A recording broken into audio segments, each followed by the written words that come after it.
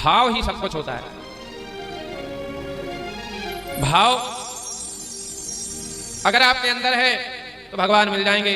किसी पदार्थ के भूखे भगवान है, अगर ये आप सोचती हैं या सोचते हो तो भगवान कभी नहीं मिलेंगे। आपको पता है भगवान के पास सब कुछ है, सब कुछ दे सकते हैं, लेकिन भगवान के पास एक कमी है। भगवान के पास भी एक चीज की कमी है, भगवान के पास वो नहीं। आपको पता है कौन सी चीज नहीं है? भगवान के पास नहीं है मन। रामायण जी में आप सुनेंगे आगे, भगवान के पास मन नहीं है और सब कुछ है। वो मन के हारे हार है, मन के जीते जीत।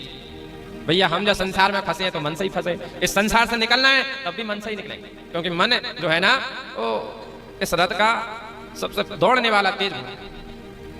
एक जगह कवि सम्मेलन चल रहा, तो नाना प्रकार के कवि आते हैं सम्मेलनों में, कहीं का रोड़ा कहीं का पत्थर जोड़ जाड़ कर वो कवि सम्मेलन करते हैं।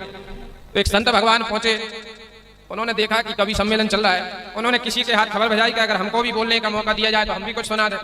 किसी ने कहा तो वहां जो प्रमुख कोई मुख्य व्यक्ति था उसने कहा बिल्कुल बिल्कुल आइए आप भी सुनाइए कुछ कविता। संत भगवान गए, मंच पे खड़े हुए, माइक लिया और सब कवि कह रहे हैं बाबा है ये क्या सुनाएगा। सब लोग सोच रहे कुछ अच्छी कविता सुनाएगा।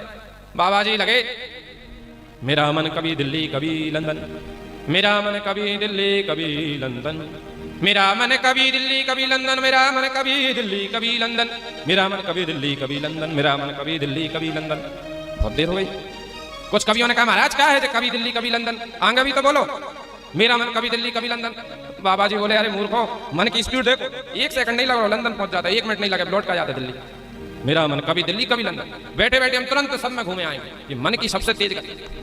अभी भी कथा में कुछ लोग बैठे होंगे तो मन कहीं होगा उनका, शरीर यहाँ है, मन चल रहा है और मन भगवान के पास नहीं है। और अगर ये मन हम भगवान को अर्पण कर दें तो भगवान सबसे ज्यादा प्रसन्न होते हैं कि हाँ भाई जो चीज मेरे पास नहीं है वो आपने दी मुझे, अब टाल्स लगवा दो मंदिरों में। और भगवान से क्यों, भगवान हमारा जो काम करा तो भगवान को प्रसन्न होगा। कई भक्त तो इतने चालू होते हैं, एक भक्त ने मन्नत मांगी कि प्रभु मेरा ये काम हो जाए, कोई काम होगा मैं आपको भेंट करूंगा कुछ दक्षिणा, मुझे 50,000 का फायदा हो जाए, मैं आपको 50,000 तो नहीं आधे पैसे दे दूंगा। उसका काम हो गया, मंदिर में गया, जैसे ही मंदिर में गया तो सोचने लगा कि हो सकता है अचानक हो गया वो काम, भगवान ने ना किया हो। कहना नहीं ऐसा मत करो, अगर भगवान ने किया होगा तो भगवान रुष्ट हो जाएंगे। तो उसने एक लाइन खींची मंदिर में चौक से और बोला देखो भगवान हम हैं ईमानदार, ऐसा नहीं आपने काम किया है तो आपको जरूर उसका दक्षिणा दी जाएगी। और ये मेरे पास नोट है, चिल्लड़ है, जो भी दक्षिणा है मैं इसको अर्पण कर रहा हूँ। लाइन के उस साइड आपका और लाइन के इस साइड हमारा। अब अपने ही हाथ है, लंबे पसार लो चाहे सुकोड़ लो, धीरे से फेंके लाइन के सब सही साइड पे। चलो बड़ी ईमानदार भगवान गिनती के उतनी ही, एक सिक्का चलो। दूसरो भक्त पीछे खड़ो, बोलो भगवान आपके और हमारे बीच में ये लाइन खींचकर हम इस जैसा भेदभाव नहीं करेंगे। मूर्ख है, इसने आपके और इसके बीच में लाइन खींच ली, ये बहुत बड़ा मूर्ख। हम भी आपको अर्पण करेंगे क्योंकि हमारी भी मनोकामना पूरी हुई है, लेकिन सरकार हम लाइन वाइन नहीं खींचते, भेद होता है।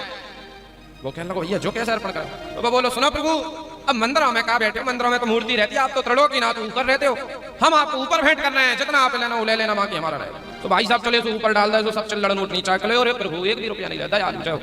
तो ऐसे भी व्यक्ति हैं, भगवान से चतुराई बता। और भगवान क्या कह रहे हैं, मोहे कपट छल छिद्र न भावा, सुंदरकांड की चौपाई, निर्मल मन जन सो मोहि पावा। निर्मल